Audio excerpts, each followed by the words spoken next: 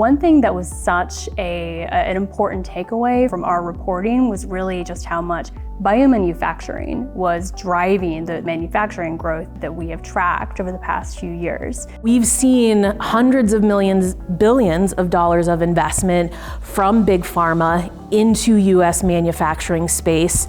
Now, whether that's new facilities, greenfield development, efficiencies, new sciences, reactivating old facilities, it's all of the above. And you're seeing it continue into 2026. There's a lot of growth that we're seeing in places that you might not think of as being biomanufacturing hubs. So Eastern Central PA, some very big announcements in the recent months. Raleigh, outside the Research Triangle Park.